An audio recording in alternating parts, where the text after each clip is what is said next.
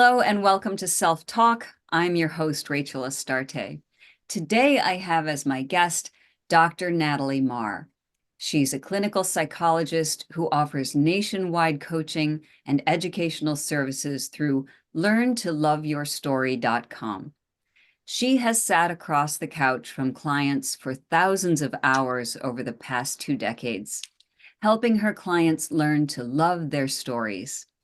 Her vast expertise in a variety of evidence-based approaches is eclipsed only by her intuitive ability to cultivate one's own curiosity, growth, and wisdom. Dr. Natalie provides significant insights that foster an understanding of oneself, and that's what we love here. When we understand ourselves and what brought us here, it leads to more kindness, more peace, and more compassion for our own stories. Welcome, Dr. Natalie. Thank you, Rachel. I am really excited to get to be here. I'm so glad to have you. And I love Yeah. when we talk about that compassion for our own stories, and others' stories, I would hmm assume as well. But first, it starts with us. And so let's dive into that a little bit. I'd love to know Yeah. how you got into your field. How did hmm you come to hone the work that you're doing now? It's always an interesting question to answer, a common question that I get when I guest on podcasts or do other things. And I have to say, the more I look back on my work across time, the more I can see that thread that kind of goes through it that I wouldn't have known 2 decades ago, more than that, actually. I started in graduate school the week of 9/11, as a matter of fact, was my Wow. first week of graduate school. So I had been applying to graduate schools for the several months ahead of that. And I remember in most of my graduate school applications, they'll ask you kind of what brings you to this field? What are you thinking about when you're going into psychology? And I always had kind of this tongue-in-cheek response of, well, I'm the middle child of five. And so I've been doing this for a while. And now I'd like to know what it is I'm doing, because I'm also a really curious person and always want to consume more knowledge on things.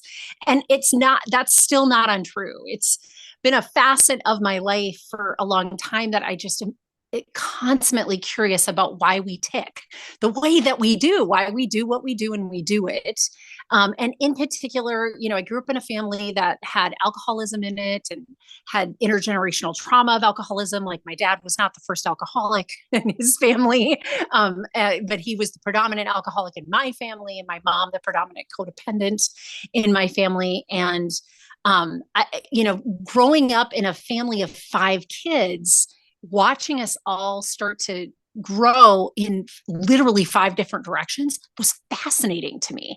I watched other families, because that's just kind of what I was. My mom said that, in the early 80s, when I had to get glasses because just bad eyesight, they didn't have kids frames in the early 80s. So you had like these huge plastic frames and these little Yeah. baby faces.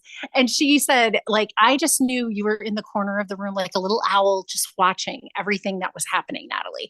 And she wasn't incorrect. Like, that is exactly what I was doing. I was always observing. And I watched other friends and of me like have family systems that everybody had a little bit more similarity. And in my family, we were all very divergent. And that was part of the alcoholism, right? We all took on whatever the role was that we were assigned. And I think that what brought me to this field and what keeps me so just entrenched in the curiosity of it all is just there are some predictabilities in human behavior. And so once you kind of get that science down, you have a better handle on why is someone hurting? Why is somebody not healing, not growing yet? And I really just love figuring that out and unpacking that puzzle with people and helping them to see it in their own time and step into their own healing journey. So that's my real answer to that. I know it's a long answer to that question, Rachel, but I can see that even early in my life, that was really what was happening. Is I've just been a consummate observer of human behavior, and endlessly curious about why we tick the way that we do. Yep, I hear that. Also, Mm-hmm. child, also alcoholism in the family. Yeah, so it's I feel you, sister. Exactly. Exactly. Yeah, and maybe that is why, we want these answers. And some of us, I mean, it's also very interesting, I have two sisters on either side. And yeah, very different women. We're very different women. Mm-hmm. And so I can see how that would be fascinating. Something else that was fascinating to me as I was reading through your materials and getting to know you a little better was that you question, and I just honed in on this, are are there really mental illnesses? Yes. I wonder Yeah. if you could speak to that, because that's like all the ears just prick up like, oh my God, well, of course there are. Exactly. So now Exactly. I come from a spiritual background as well, right? So Mm-hmm. in the shamanic culture, there are no mental illnesses. There's only illness of Right. spirit. So I'd love to hear your perspective from Right. which may or may not be spiritual. Well, I think, science and spirituality are more intertwined than we'd like to Yes. advertise them as in pop Yeah. culture. Uh, Putting that subject matter aside because it's its own little wormhole. I think that for me, what I've always looked at is that the human psyche operates in a certain way, right? There are some predictabilities to it. There is some individuality, of course, in that, but there's some rules kind of. And so as a scientist, that's what we're looking for, right? Is some predictability, something that we can kind of, oh, if I see this, it might mean this stuff. And so then I can dig down that avenue and see if I can help somebody. And so early on in the medical model of clinical psychology, I was really frustrated by this problem focus, like that I was doing that to name something. And then what? Then I'm done. Like that doesn't Exactly. make any Yeah. sense. Yeah. Yeah. I'm a Yeah. clinician to help people, heal, not to name something and say, well, you have depression. So go to your doctor, get a pill and you'll be fine. Like that's Mm. not how that works. Hmm. And so I started to really think about it in a different way. I started to think about the human psyche as always being the way that it should be. It's showing us exactly what it should be showing us given a context. And so for me, I think that a lot of people's issues are, you know, iterations of oppressions, iterations of programming and conditioning from culture and family and religion and all sorts of things that tell us a story that we're something is wrong with us, when actually what our human psyche is doing when it's depressed or anxious or upset in some fashion or not healed in some fashion, it's doing something right. It's telling us that something is wrong about the context. And that's really what needs to shift, not something wrong about us. So I use the cues of what our body mind is telling us to help clients, help myself, help clients navigate like what it is in that context that isn't working for them. And yet, really, what I believe is it's the context. It's really what's around you more than it is you. If you think about what is happening in you is going right, not an illness, but like what I would expect to see given this context, then it helps you, I think, empower yourself to say, "Oh, well, then I can change context. Like Right. I can't change my body, mind, my makeup, like what I'm made of." But I certainly can change context and change how I respond in different contexts if I learn different skills. And that helps people, I think, tremendously. Again, I don't like that problem focus, that illness focus that just feels like you're a victim of your circumstance. Yeah. I am really more on the end of helping people feel empowered and able to just, take on anything, including major depression or anxiety disorders or trauma disorders, which is one of my specialties, which can seem insurmountable in the way that they're described in our culture. They're just, all they are is a sequelae of symptoms to me. It's a pattern of symptoms to me that I'm going to help you kind of read it so that you can better understand what in your context isn't working for you, isn't serving you any longer. And I wonder if thank you for that explanation. That was beautiful. Because we're also, what I love about it first of all, is the empowerment part. That's not a word I Hmm. love. It's a little buzzy for me, but the idea of reminding us of the our inherent power, right? Yes. And Yes. our strengths that we have.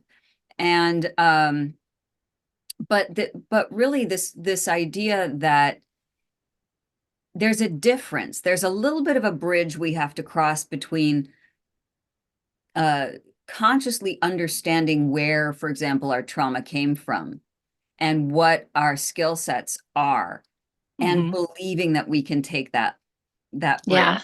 across. Do you find that with your Yeah, clients? yeah. And I think that part of that is this narrative that we've been fed Mhm. from culture, society, family, all those, different sources Absolutely. that like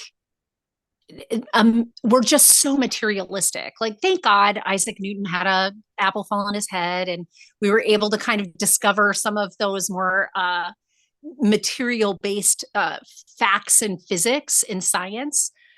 Unfortunately, though, from that and from Descartes, who kind of negotiated with the church early on that he could chop up dead bodies and learn about like how the body operates as a mechanism. What it did is it took the spirit out. It took the stuff that you're really much more familiar with than I am out of the equation. And if you start to like pin a butterfly to a board to inspect it, you lose the majesty of its flying, right? You lose the majesty of its metamorphosis from caterpillar to butterfly. And the life of it is really such an important feature, I think, in that. And I think that some of that bridge, we're helping people kind of see themselves as bigger than the sum of their parts, or the product of their mechanism of being a human, that they're much bigger than that. And so you want them to step into that power. Yeah. And you're right. I think like, to go back to the empowerment phrase is a little bit buzzword, is a little bit pop culture. And it's the word that best within our English language is encapsulating what I'm trying to get at, which is like, take it from inside. Empower is meaning to, you've already have it, right? I want you to take it from the inside instead of trying to find answers on the outside of you. Yeah. And I love that message too. And it really sometimes it's just that reminder of what we're capable of and where we come from, which you talk about. And so when you encounter and I know I do as well, so I'm assuming it's the same for you. When you encounter a client who says, "Okay, this is great. I know that my anxious attachment comes from being neglected as a child. Mm-hmm. And so now what do I do with that? Like I'm aware of it, but and so it's or even deeper, I can't seem to turn that behavior off. I can't seem to stop Yeah. nagging at my partner to make sure that they're with me all the time or checking the phone or whatever, because it's just sort of a part of who I am. There's almost like a self-worth element that Yeah. gets brought into it. What do you find? Well, I do remind people that about 90%, probably more, but if we're being conservative, about 90% of what we do is a habit of being ourselves.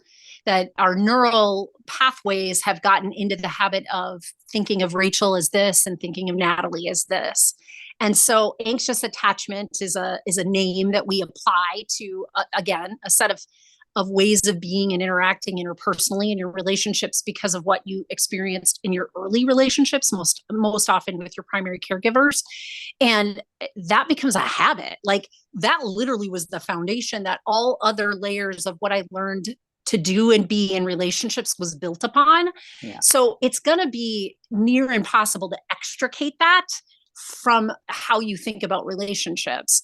What I think is brilliant about self-awareness, and I call it compassionate self-awareness. So I kind of combine those elements of self-compassion with awareness.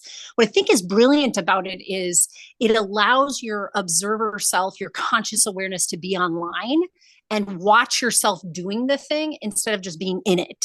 If Yeah. I'm in my anxious, attachment, I'm just doing things out of habit.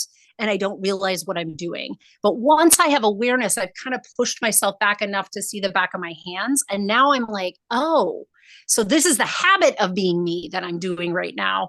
I also could choose something else though. If I am the observer, I'm also the one that's empowered to make different choices.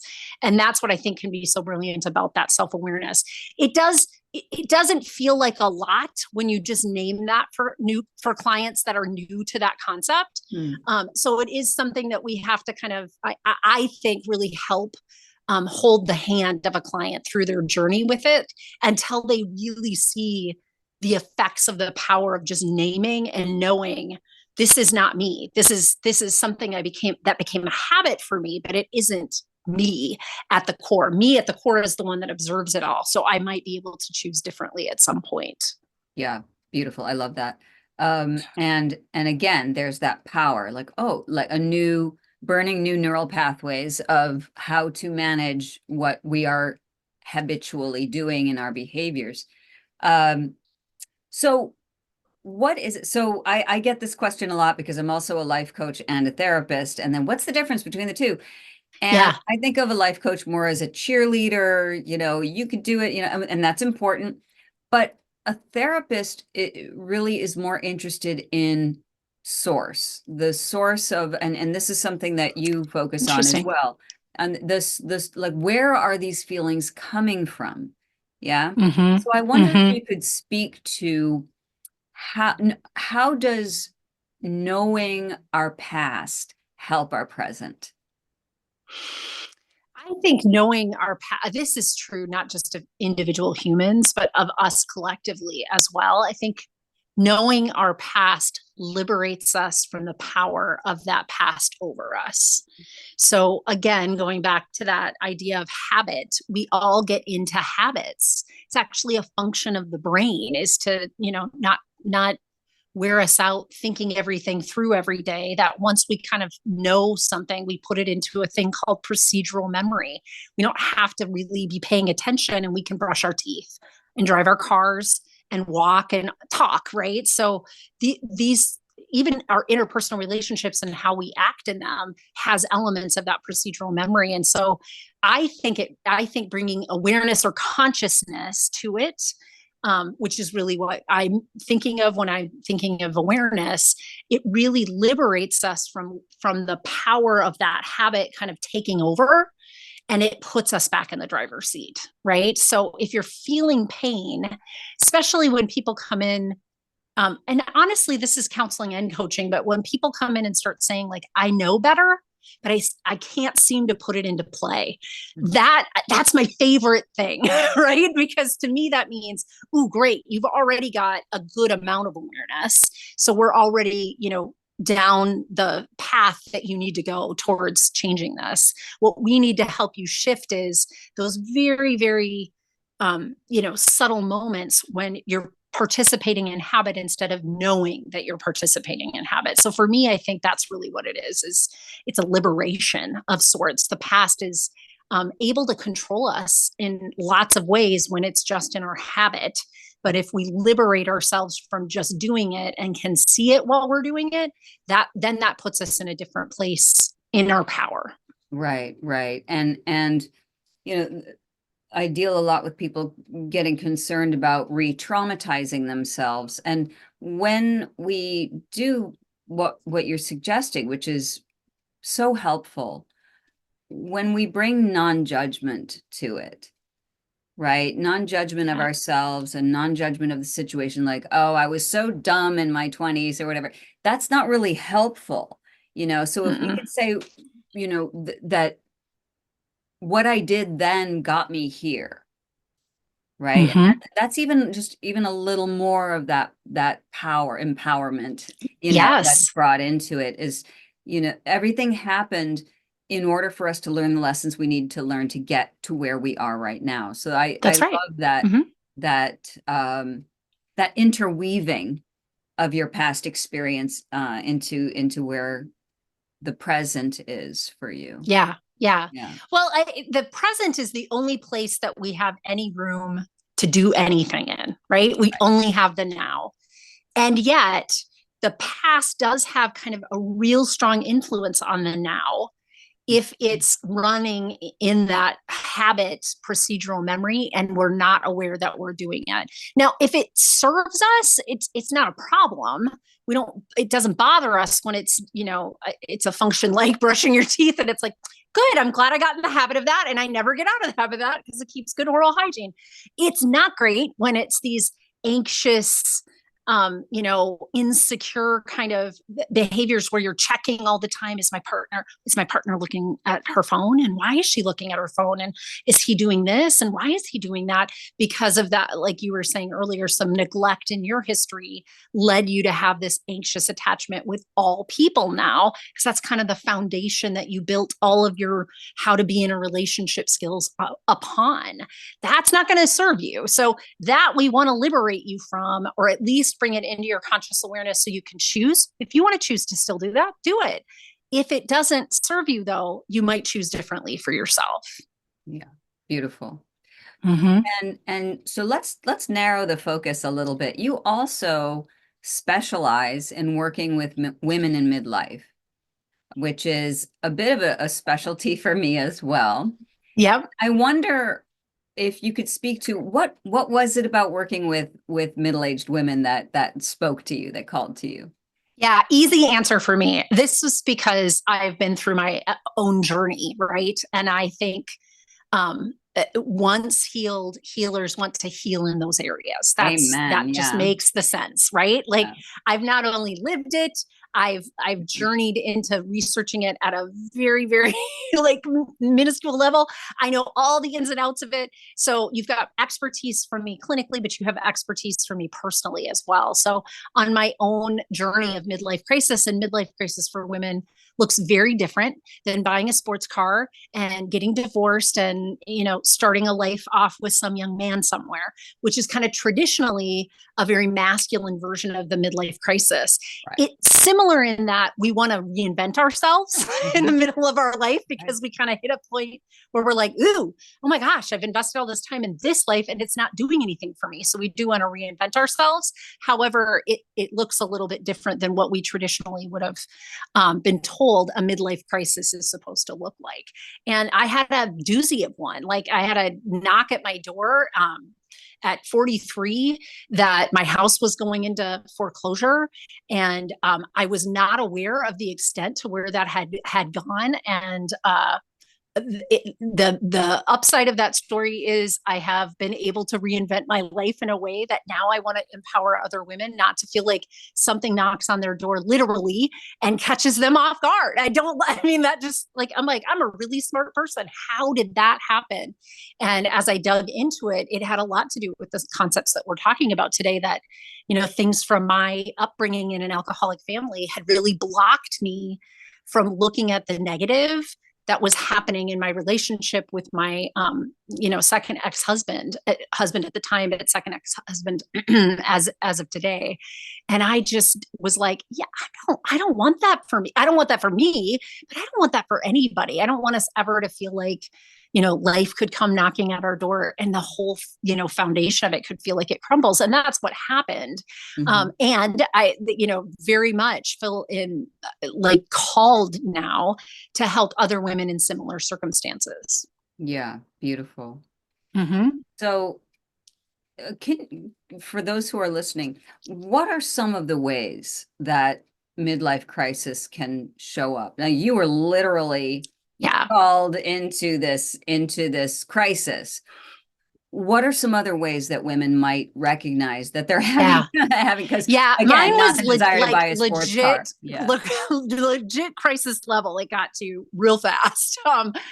And I think what women will start to notice as they're amping towards this crisis mode is a lot of resentment.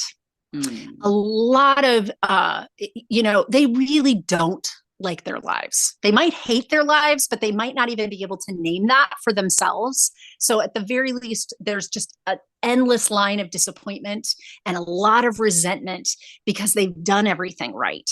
They checked all the boxes. They did everything that they were told should generate this beautiful life. And they're hitting their 40s and their social currency is going down, which means like they got wrinkles and they've got gray hair, and they're not the new shiny toy at work, and so somebody else that's much younger than them is getting promoted quicker or getting the projects that they want to be having. They're not being valued in the spaces that they're in, and that has a lot to do actually with Generation X and how the woman in Generation X was conditioned to kind of take that back seat, like to be the consummate helper but not be seen. Mm-hmm. And so there's a lot of resentment and disappointment in life. And I think that's probably the core of what a midlife crisis starts to look like for those women. So I'll catch it with people at different levels, obviously. But that can show up in the course of your work. It can show up in the course of your relationships, and a combination of those things. But a lot of it has to do with just the forced life transitions that happen at that section of our life. If you parented, your kids are aging out of your house. If you've put your life into a career, you're kind of at this juncture where if you're not getting the promotions, you might be getting the layoffs.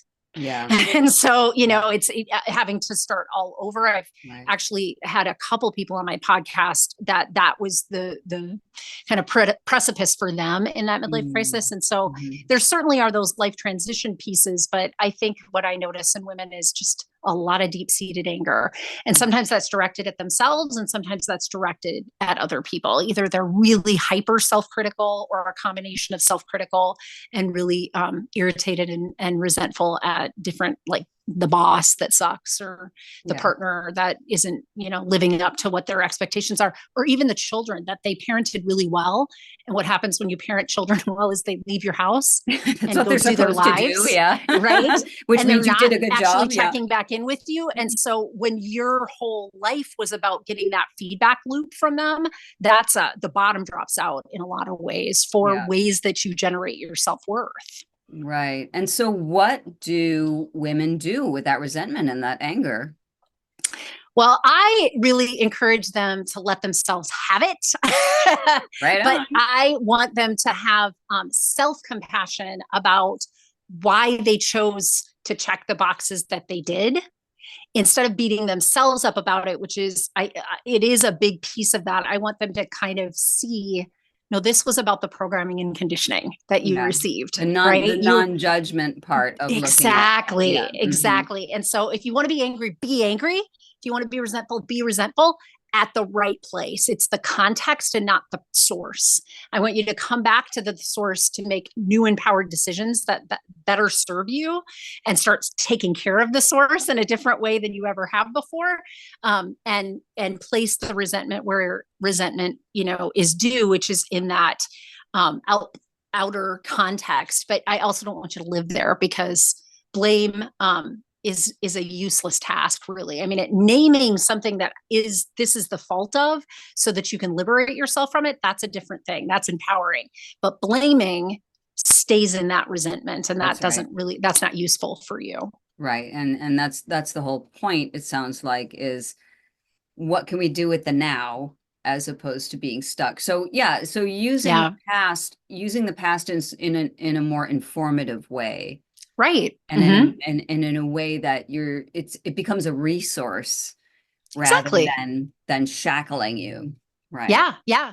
I've written blogs and stuff about this too, and I think I've named it in my podcast, but I'll call them rumble strips, right? Like as soon as you start to, those rumble strips on the side of the highway, as soon as we start to kind of feel ourselves in the resentment, then we're, pretty sure we're going to an old pattern, is really what it is, because the old pattern ended in resentment, right? So if we're feeling the resentment, we're going back to old patterns, and it's just a great rumble strip to pull us back on our new highway of what we really want to be doing, because it serves us and empowers us. Yeah, beautiful. So what would be one thing that you wish all of humanity could know inherently within themselves? Like what's your wish for humanity? I think, in theme with all of what we talked about today, I wish that we just knew how absolutely brilliant and beautiful we are as we were made, that we were already enough, that we already were this 100% exactly what we needed to be, that there's only one of us and 8 billion of us on earth, that there's never been one of us before in the billions of years, nor after in the billions of years to come. And so if we really did just appreciate that we are wonderfully made the way that we are and honor that, we would be, I think, a little bit more fiercely protective of all those little miniature self betrayals that we've been taught to do in that programming and conditioning that eventually kind of erode our foundations in a way.